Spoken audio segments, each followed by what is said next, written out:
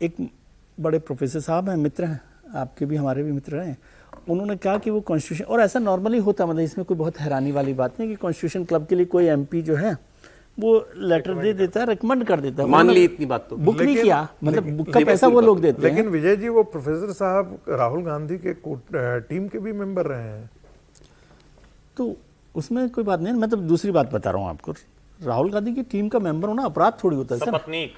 चले नहीं, हम तो इतनी बात करें, इनको नहीं मालूम होगा। नहीं, उन्होंने मेरे सामने बात हुई तो उन्होंने कहा कि भाई ये बात हुआ कि उन्होंने मुझे कहा था कि एक प्रेस कॉन्फ्रेंस करनी है तो एक लेटर भेज दीजिए, तो मैंने लेटर भेज दिया। बुक तो वो पैसा तो वो लोग देते हैं जो करवा रहे, एक लेटर बनाकर दे दिया।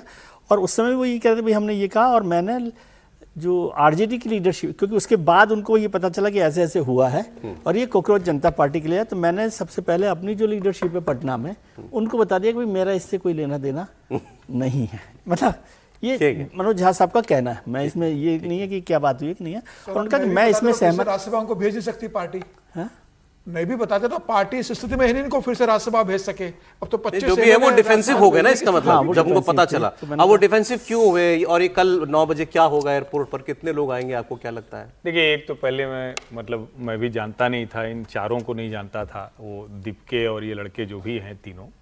लेकिन पिछले कुछ समय में इन तीनों को मैंने देखा जो इनके प्रवक्ता के तौर पर है। ये एक जो वोक प्रजाति होती है ना, भारत की संस्कृति, भारत की सभ्यता, हर चीज को गाली देना, हर चीज के पीछे वो ब्राह्मणवाद, मनुवाद खोजना, वो एक और जो फैशन में है कि अच्छा चलो जय भीम करेंगे तो कुछ उसमें निकल कर आएगा, वो प्रजाति है।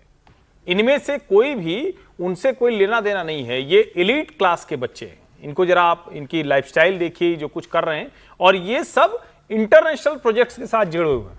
ये इसको समझिए, तीन के तीनों का जो बैकग्राउंड है ये इंटरनेशनल प्रोजेक्ट्स के साथ जुड़े हुए हैं। दीपके तो आ ही रहा है बाहर से। ये क्यों हम ना ये माने कि किसी इंटरनेशनल कॉन्स्पिरेसी का हिस्सा हैं? George Soros. क्योंकि ये अब क्या है ना, जैसे इनको पहले लग रहा था कि पार्टियों के जरिए हम कुछ कर लेंगे, लेकिन भारत का पार्टी सिस्टम बड़ा दूसरा है। समाजवादी पार्टी से आप वैसे भले कह दें, लेकिन आप कहेंगे देश के खिलाफ खड़े हो, तो क्या सपा का कोई व्यक्ति खड़ा होगा? क्या नहीं खड़ा होगा? कल पहुंचेंगे कुछ है, कोई सैकड़ों लोग वहां। मुझे नहीं लगता कोई बहुत ऐसे तो पॉलिटिकल पार्टी से एफिलिएटेड लोग तो नहीं पहुंचेंगे सार्वजनिक तौर पर। नहीं, एक पहुंचेंगे सर, क्योंकि उसमें जो है मैंने ये देखा कि जो कम्युनिस्ट स्टूडेंट ऑर्गेनाइजेशन है और एनएसयूआई कांग्रेस की, वो इनको सपोर्ट, एनएसयूआई भी सपोर्ट कर रही है। लोग तो कह रहे हैं कि अन्ना आंदोलन से उंगली जली हुई है। नहीं, अब वो है, लेकिन ये जो हमने देखा मैं वो बता रहा हूं। बाकी मुझे नहीं लगता कि ये मतलब इनका हश्र क्या होगा मैं नहीं जानता हूं। बाकी इतना जरूर है कि देश के गृह मंत्री तो नजर रख ही रहे होंगे। कॉकरोच है तो चप्पल ही चाहिए। आप इतना कम से कम इतना सीरियसली लेते हैं कि आप देखना चाहेंगे कल क्या होता है, और आप कन्विंस्ड हैं कि कुछ नहीं, कोई रुचि नहीं, कोई रुचि नहीं, मतलब लगता नहीं है। और अगर ऐसा कुछ हो जाए तो फिर इसका मतलब गृहमंत्री जी देख नहीं रहे। देखिए, हम और आप रुचि नहीं ले रहे हैं, लेकिन जो हर्षवर्धन जी ने कहा वो इंपॉर्टेंट बात है। आज से कुछ 10 दिन पहले एक विदेशी मैगजीन ने मुझे कांटेक्ट किया और टेलीफोन पर भी इंटरव्यू लेने की कोशिश की। तो मैंने छोटी सी एक टिप्पणी इतना की कि आप लोग इसमें इतना इंटरेस्टेड क्या हैं? Are you trying to build a kind of a narrative in India against Narendra Modi? तो उसने हमसे एक छुट करते सवाल किया कि क्या ये बहुत बड़ा मेजर इंटरवेंशन होने जा रहा है? तो मैंने कहा मुझे तो नहीं लगता है, और मुझे ऐसा लगता है कि जो कुछ डिसग्रंटल एलिमेंट होते हैं उनको लगता है कि सोशल मीडिया पर जो काम कर रहे हैं उनको लगता है कि एकाएक हम इसको उन्होंने एक फ्लोट किया आइडिया, और उस आइडिया के साथ जो है इतने सारे लोग जुड़ गए, लेकिन ये पॉलिटिकल नैरेटिव में कन्वर्ट कर जाएगा और पॉलिटिकल पार्टी में कन्वर्ट कर जाएगा और नरेंद्र मोदी को डेंट मार करेगा पॉलिटिकली।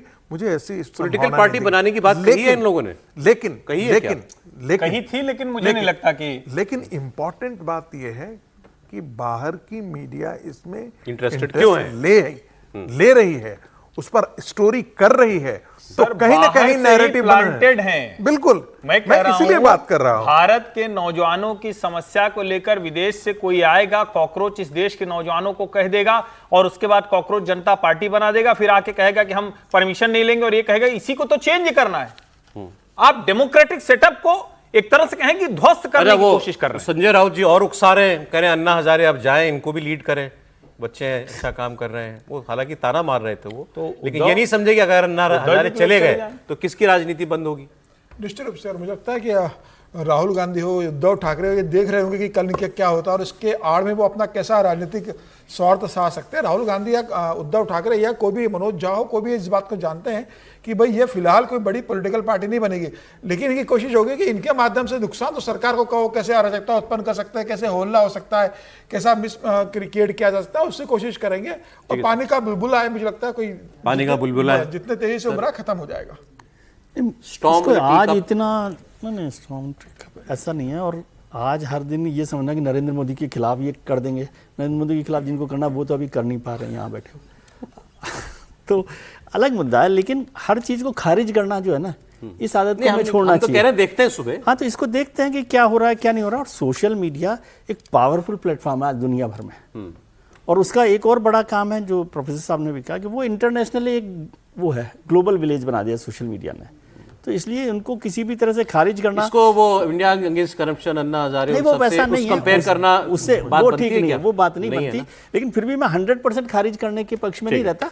लोग होते हैं अपने तरीके से, और जरूरी थोड़ी कि हमेशा सरकार के खिलाफ खड़ा होना, अपनी बात कहने के लिए भी हो सकता है, लेकिन सोशल मीडिया ग्रुप की ताकत को आप इग्नोर मत कीजिए। नहीं, ये तो आपने बड़ी अच्छी बात कह दी। यही भी देखना है कि सोशल मीडिया पे जो बातें होती हैं वो जमीन पर कितनी ट्रांसलेट होती हैं, ये भी पता चल जाएगा। नैरेटिव तो ये हमें पता चलेगा ना, नैरेटिव बनाने में बहुत काम आता है। नहीं तो वो केवल वही रह जाएगा या उसका जमीन पर तो वो कुछ उतर पाता है? नहीं सौरभ जी, मैं तो एक लाइन में कह रहा हूं, मैं खारिज वारिज नहीं कर रहा हूं। ये देश विरोधी तत्वों की कोशिश है। गृह मंत्री जी को ध्यान देना। लेट्स सी, कल मैं खारिज नहीं कर रहा हूं, ये कुछ भी कर सकते हैं क्या ऐसे होता है।